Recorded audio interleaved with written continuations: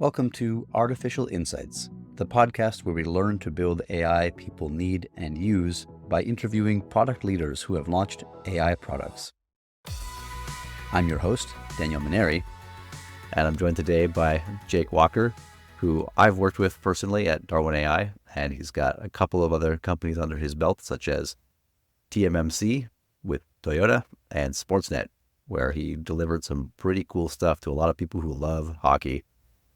I think the first question on everyone's mind, Jake, is, are you an AI? I don't think so. Although if I was, I'd probably answer the same thing, right? Yeah, that's a good point. If you ask ChatGPT if it's an AI, I think it has to tell you now, and then it gives you this big, long ethical spiel. But all right, we'll just trust you on that one for now. Have you seen the interview where Reid Hoffman interviews himself? Have you seen that? Oh, I actually did not watch that. Did you see it? Is it good? I did. It's mind-blowing. He's just talking about himself. And of course, it starts with, I've learned everything about you. I've read all your books. I've skimmed all your articles. I know how you think. So the way that Reid answers himself, his AI version, is quite fascinating. You should watch it.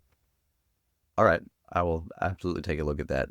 And we can share that with people who listen who are interested as well, because I feel like artificial personhood is something that people are talking about and are interested in.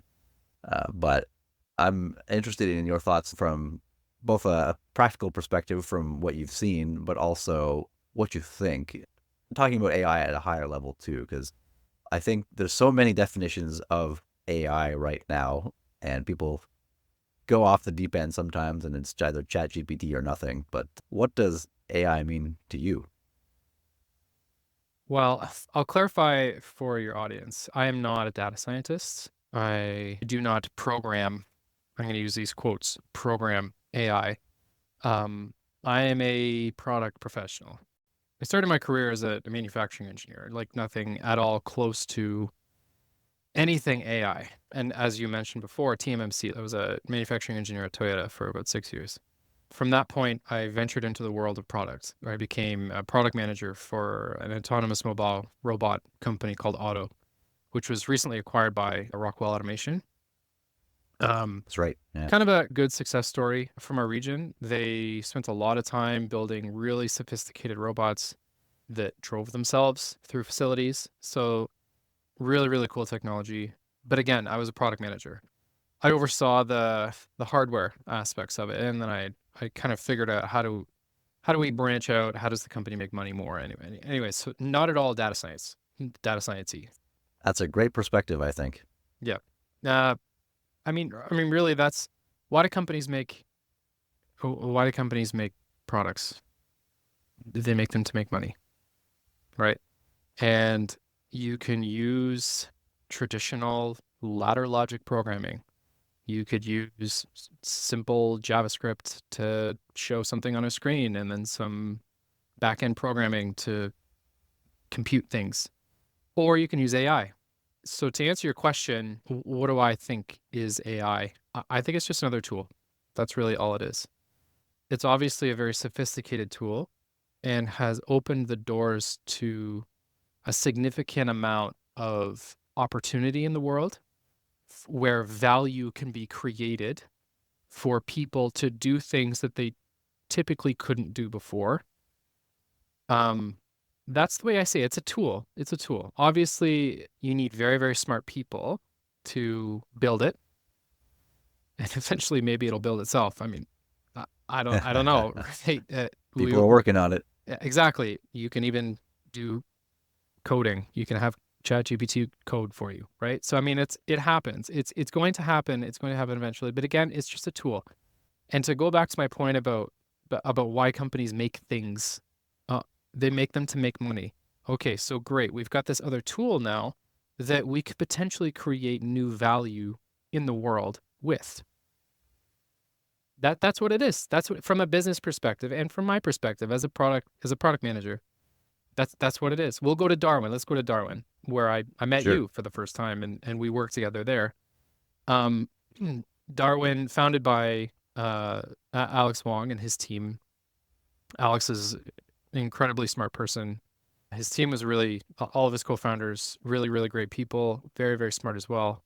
They had this great tech, this great deep learning proprietary technology, and they needed a team to help figure out, how do we commercialize something like this? Where do we find a use for it in the world? There's the key word. What's the use for this Mm. in the world? What is the value that this technology can create for the world? So we spent a lot of time, a lot of time trying to figure out the best use case, the best market segment, the best place to double down, invest everyone's resources, and build a thing that could make the company money, right? Mm. So AI doesn't bring you money by itself. Not yet. Not yet. That's right. Uh, Maybe it'll open its own bank account. Uh, would you say there's a difference between ladder logic and AI? Or what would you say that difference was? Of course, there's a difference. One's very primitive and one is very advanced in capabilities. And I say that from the word capability, I think, is a good word that we need to use. A capability is enabled by a feature. A feature is built from a technology. That technology could be ladder logic. That technology could be AI. But it depends on what capability is needed to create that value. So on the surface, the question is really simple. But as you start diving into the world of applications, you start to realize, well, okay, let me give you an example. Let's say I'm going to go back to my Toyota days. Let's say you put a robot arm on the production line and you want the robot arm to pick up a piece of, you want it to pick up the headlamp and you want it to put it on the car. You could use AI to do that operation, but given that a production line is very, very repetitive, everything's fixed in its location, you don't need AI. So you could use it, but it would be a waste of time. You could just use simple ladder logic. Pick up this piece, the sensor is going to basically signal that the headlamp's there. Okay, go ahead and squeeze your hand so you can grab it and then do your operations. Lift up here, move over here, and then sync up with the motion of the line, which you can do with traditional sensors, which again, you can program using your ladder logic, and then put it on the car. Somebody could look at that application and think we have to use AI because there's no other option. Or maybe some corporate executive says we need AI because it's in our vision. It's one of our strategic objectives to implement AI, and we just hired this whole data science team and we need to make use for them. So you could look at that application and you could solve it with AI, with intelligent vision to recognize distinct features on the parts that you want to pick up and the distinct features on the car so that you can localize and figure out where to put it. Use pressure sensors to feed back to your model and blah, blah, blah, blah, blah. You could use it. That'd be a complete waste of time. So there's your That would take a difference. long time to do, that's for sure. Yeah, I mean, of course it would. Of course it would. But I mean, that's your difference right there. What's the difference Hmm. between them? Application and the capabilities that they can create, right? It's a waste of time to do it on simple applications where you can use traditional technology. Hmm. That's a great point. And you said the model of there's a capability given by a feature that comes from a technology. Mm-hmm. What kind of capabilities have you seen that need something maybe a little more complicated that you would call AI or something close to it? Well, vision. A vision is a good example of that. You can't really use traditional technology, use an image or a video and recognize features on the image and video to make decisions. You kind of need a more intelligent technology to provide that classified output. Enter deep learning, right? I think that's needed for that application. Hmm. It's just one example. Voice is another one. Anything Hmm. that is a variable, right? Where your data set coming in can be variable or very, very complex, where it would take years and years to program using traditional technology. We I actually get to work on one example. We had to classify the car coming down the assembly line. So to be able to say, what category of car is this? That's something that we needed deep learning for. Looking at the car, making a decision. I don't know how you would do that with a sensor that wasn't a camera hooked up to deep learning. Well, I mean, on the surface, what you just talked about, there's other data sources that you can use to make those decisions, right? Like every car that comes down a production line has a tag associated with it that says what the car is, what color it is, what parts are in it.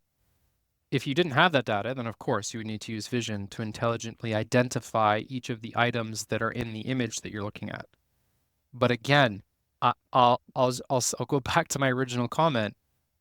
I I don't like I think there are other ways that you can solve that problem that don't involve deep learning. I like that as an alternative. The data exists somewhere. You just need It to get does. access to it. Exactly. Hmm. You need to be creative with the data that does exist. You need to pool it somewhere and make use of it. And what's one of the more exciting decisions that you've seen made off of data or something that you've been able to do as a capability? Otto Motors had, well, I got two examples. Otto Motors had a really great visual software that basically tracked the movements of the robot through the facility and mapped it and basically created a heat map and the use of that was to show the production teams where the high traffic zones were for the robots that were driving Mm. through. And you obviously, you as you're driving, you store the data of your location and then you map it to an image. And then over and over and over and over again, you pool that data together and collect it in a nice, intelligent way, which basically just becomes a color on a screen, which creates the value for the production team. I think that was a really great use of that data that the auto team created for themselves by storing the localization data of the robots.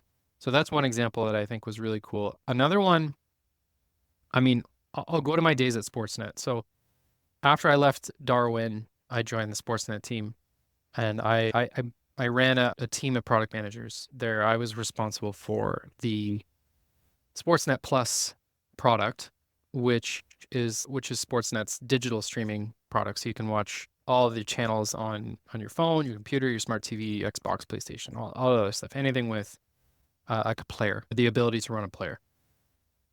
In that world where you've got people watching streaming, digitally streaming all across the country, you have millions and millions and millions of bits of data that you can use to tell a story.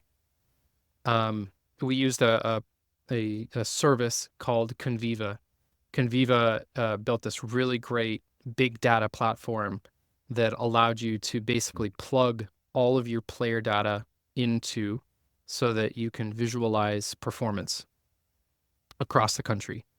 And you can start selecting, okay, I want to see the performance level of everyone watching in Alberta, specifically in northern Alberta, um, who's on this channel and is playing on their iPhone. Data. You could just kind of keep subcategorizing all the data, and you can use that to tell a story to identify where you want to prioritize your engineering efforts.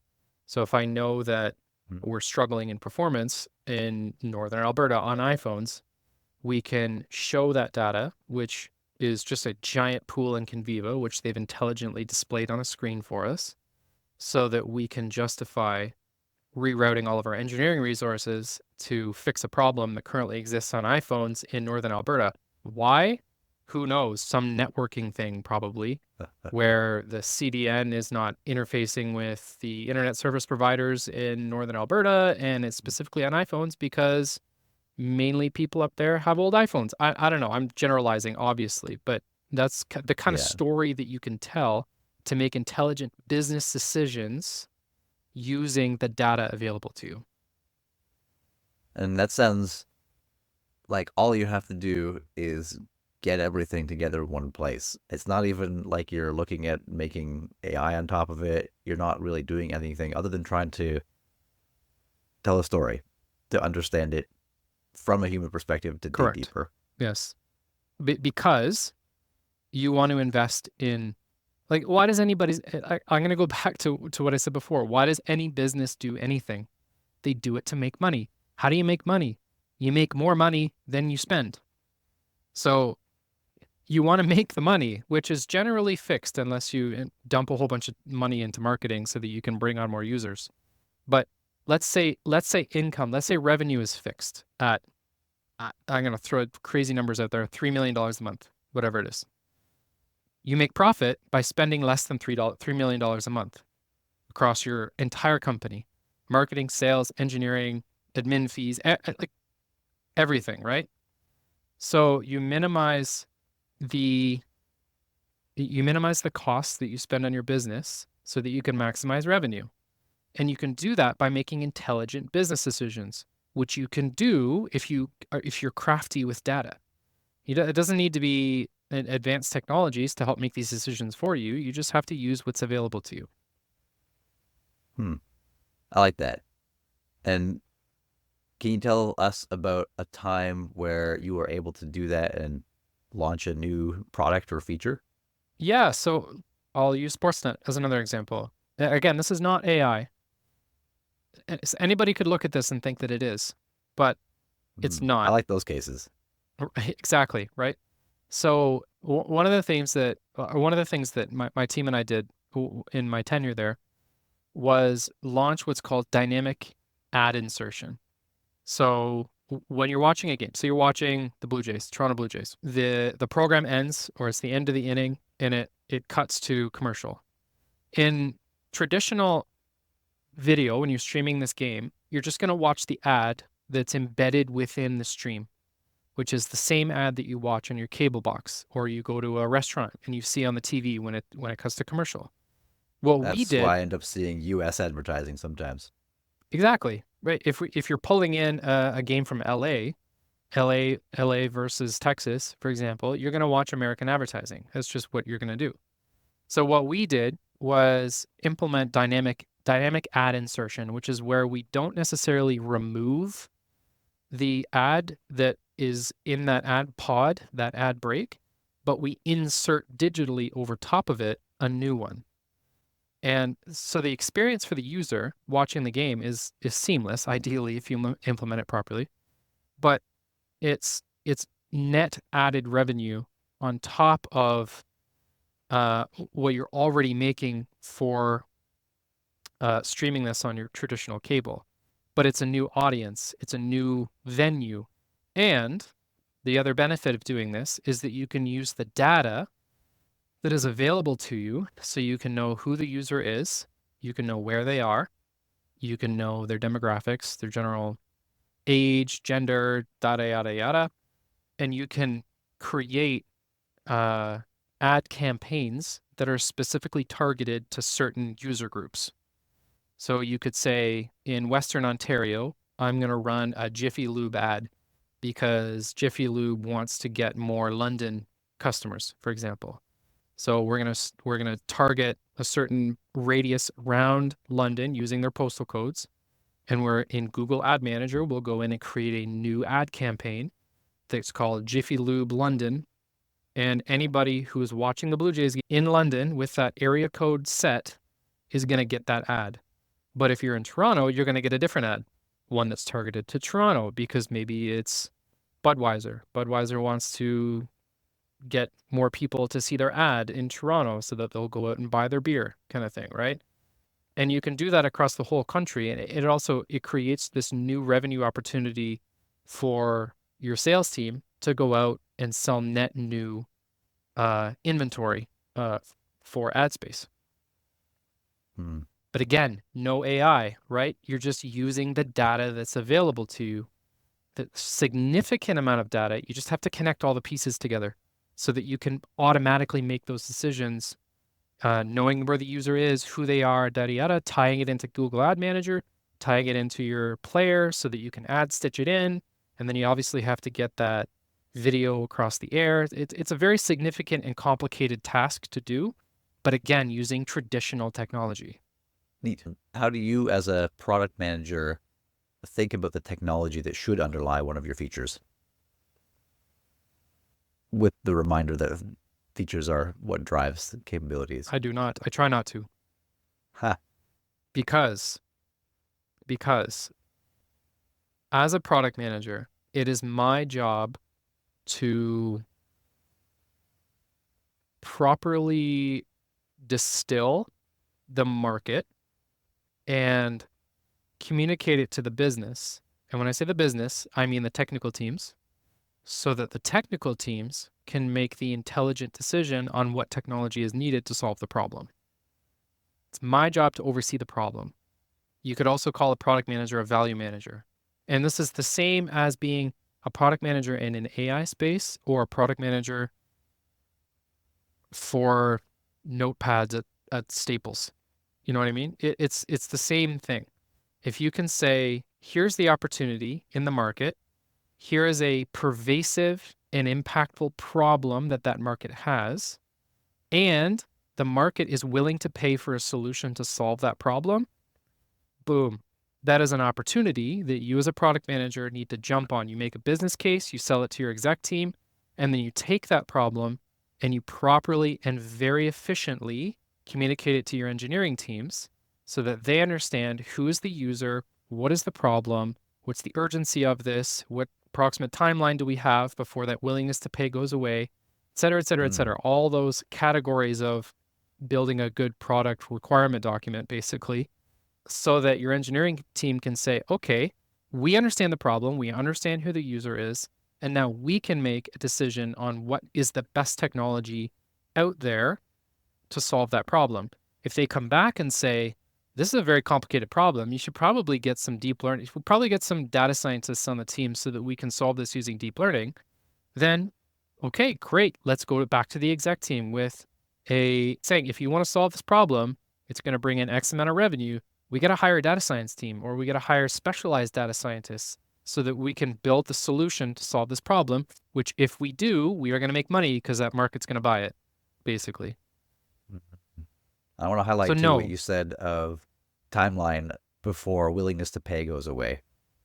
Because I don't think I've ever heard anyone say that specifically as that's what you should be building a business around. Because of course timeline to willingness to pay, but before that goes away, that is going to change whether or not you can make money off of this by delivering in a time frame with hiring a data science team that might be expensive and so on.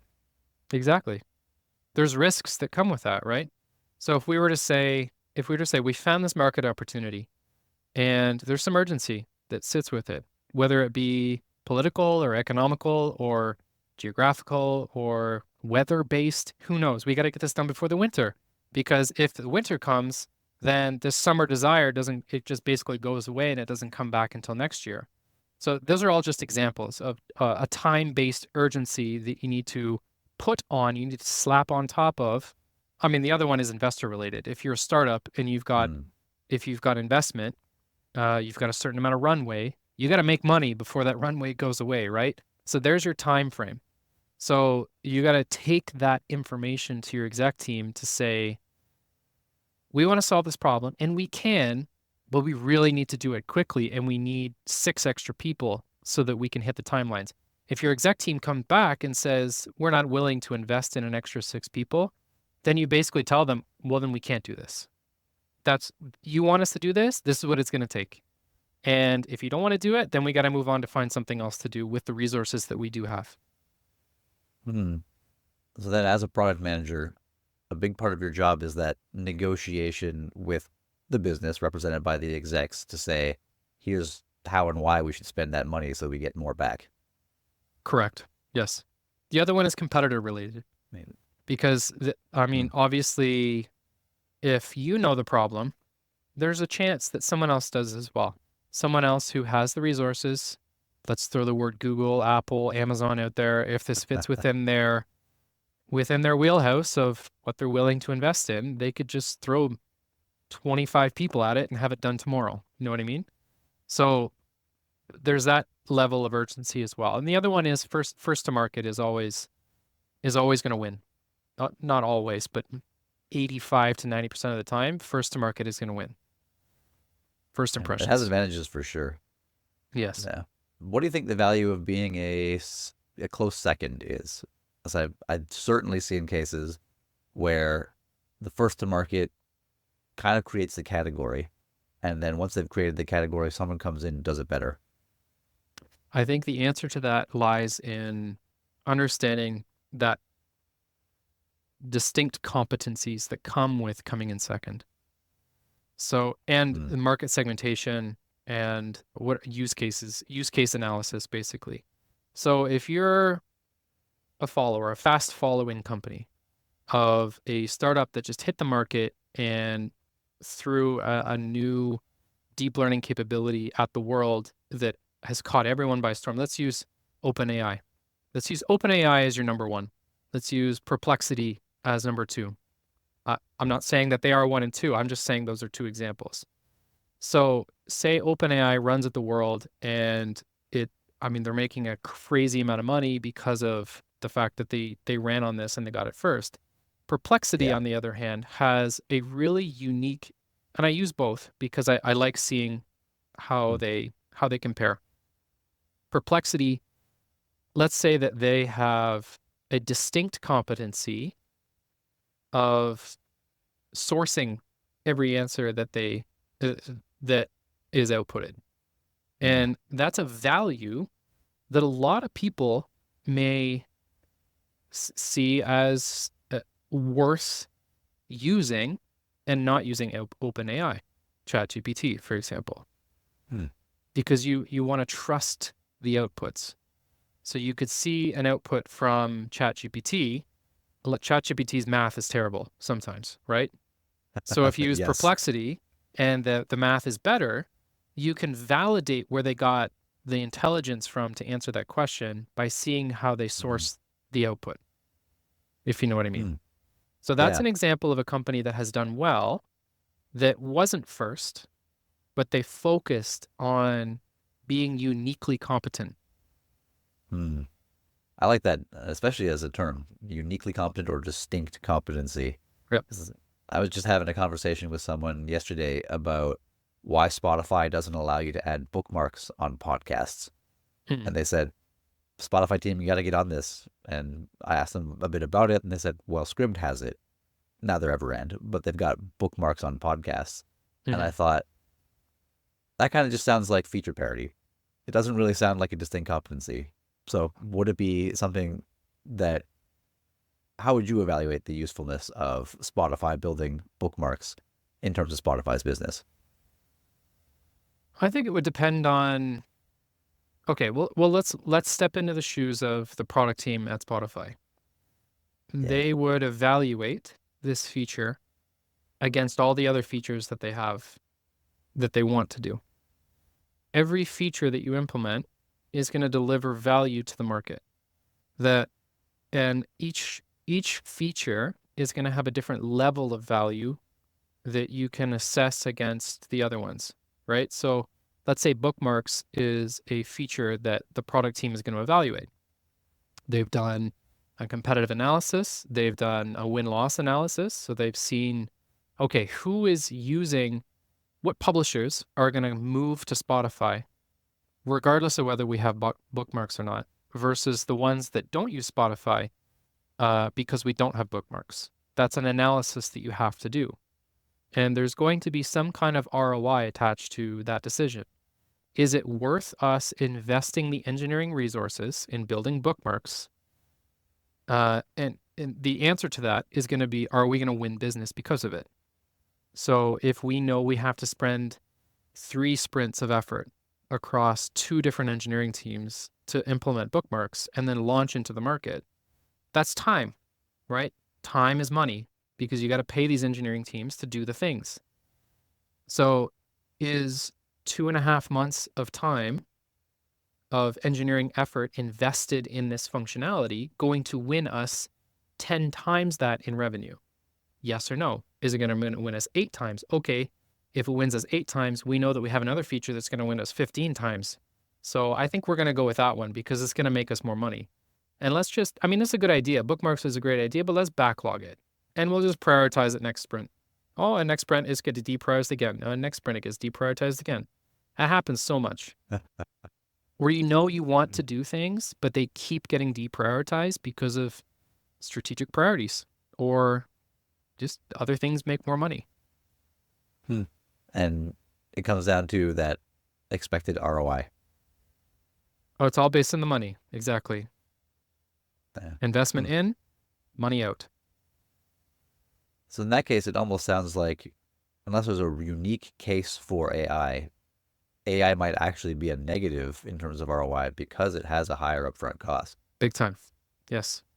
Which is why the best place to start any solutioning of solving problems is starting with the problem. Because when you start with the problem and you properly understand it, then you can do an analysis of figuring out what technology is best to solve it. And you can hire the right people who are specialists in that technology and push it into market. If it so happens that the best technology to solve that problem is deep learning, then you hire a deep learning team. As long as the market is willing to pay for you to solve that problem. Yes, absolutely. Yeah. If you could go back in time 10 years, what would you tell yourself about product management, maybe AI in particular? What would I tell myself? If I could go back in time and tell myself about it, about product, Yeah. I would love to know about what it is way earlier, because I probably would have jumped into it sooner. That being said, I think I'm a good product manager because I wasn't to begin with. I was involved in solving problems as an engineer first. And then I kind of lost interest in the how to solve problems, and I gained interest in the why, I think. And that's what drew me to product. Now, if I could do anything differently in my academic career and early professional career, it would be to learn about product more early on so that I knew that it existed earlier. I think it's a really fantastic career. I've really enjoyed it. I love understanding customers, stepping into their shoes, and really understanding why they struggle with something so that I can work with engineering teams to solve them. I love that part of it. I think you have to be a pretty strong people person to do this well. You don't have to be, but I think it really, really helps because I think the majority of the job is understanding your customer. And I like to use the kind of rule of thumb of 20%, at least 20% of my time is spent talking to customers, or at least in the market, understanding them, researching, talking to them, and whatever else. I took the pragmatic marketing courses early on, several years ago. And what they like to use is what's called Nihito, is nothing important happens in the office, NIHITO. And it's really just a way of them saying you can't be a product manager if you're just solely focused on being in the office and solving problems, because you lose focus on the problem. And the problem exists in the market where the money comes from. So you need to be focused on that. Yeah. And just to close us off, what do you see as the future of AI? It's very hard to say because Yes. the way that AI is advancing now is scary. It's super scary. And I know that I'm going to watch your little video of your podcast early on, kind of like your trailer, and you mentioned the word Skynet, and I was like, oh boy. I mean, that's a scary outcome form a potentially scary future that Yeah. needs to be figured out. I mean, we've got Reid Hoffman talking to Reid Hoffman, right?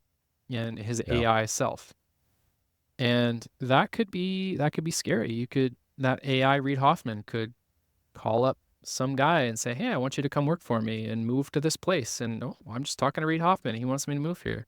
It's kind of an innocently scary situation, but just the beginning of something that could be worse.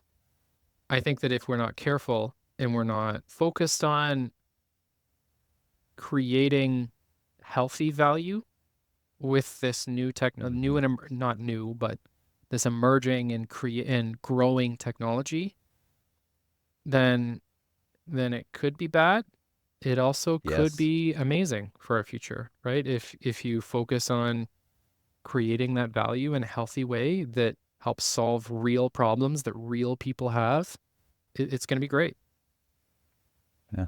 And I think that word healthy it's subjective, but it's also one that I don't know that we have a really well accepted definition as a society. And Canada, especially, we're such a melting pot of different cultures and values.